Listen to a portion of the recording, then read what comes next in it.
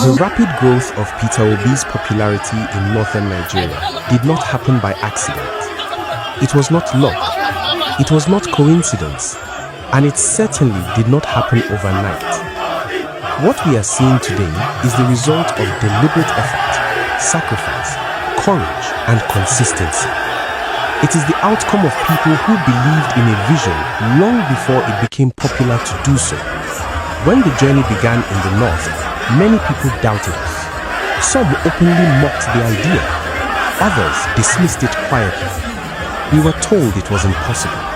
We were told Obi had no structure in the north. We were told northern Nigerians would never listen. We were called dreamers, naive and unserious.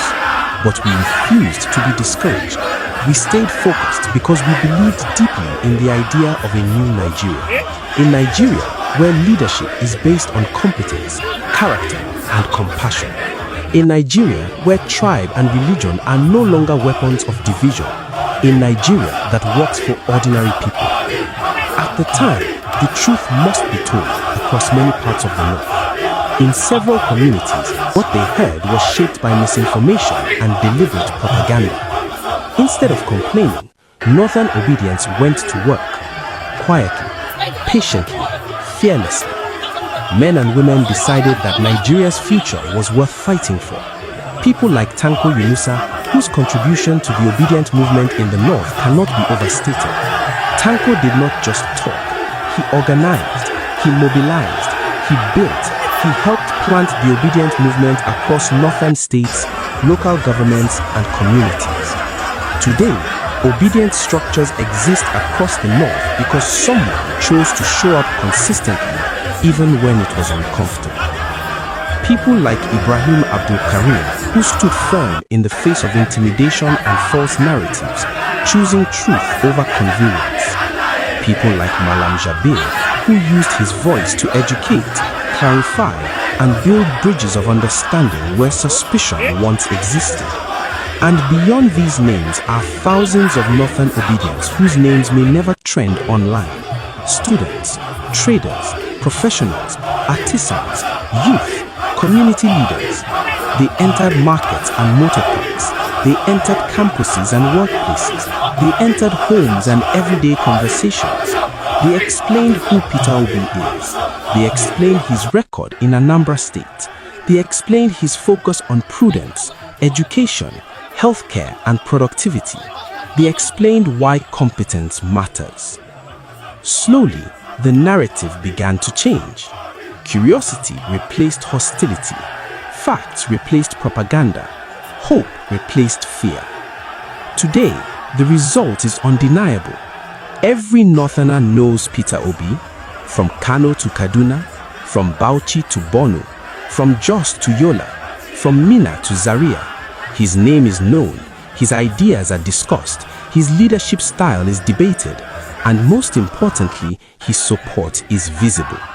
We see it in the crowds that welcome him, we hear it in the chants, we feel it in the confidence of people who now speak boldly about good governance. This is why many of those who once criticized the movement are now rushing to identify with it.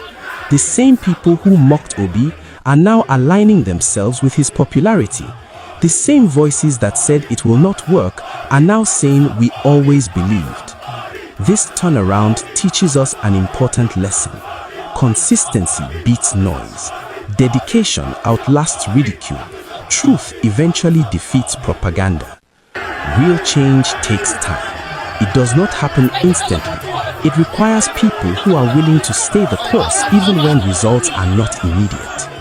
The obedient movement in the north is living proof of this truth. It proves that northern Nigerians are not against progress. It proves that the north is not against competence. It proves that when people are properly informed, they respond positively. This movement has shattered dangerous stereotypes. It has shown that Nigerians, regardless of region, share the same struggles and the same hopes. But we must be honest with ourselves. The job is not done. Awareness is not victory. Popularity is not power. Support alone is not success. The mission is only complete when Peter Obi is delivered to Aso Rock in 2027. That is the goal. Until then, we must keep pushing. We must keep organizing. We must keep educating. We must keep mobilizing. We must protect this movement from division, complacency, and distraction. We must remain disciplined. We must remain focused on issues. We must remain people-oriented. To every obedient in the North, your courage matters. Your resilience matters. History will remember that you stood firm when it was not popular.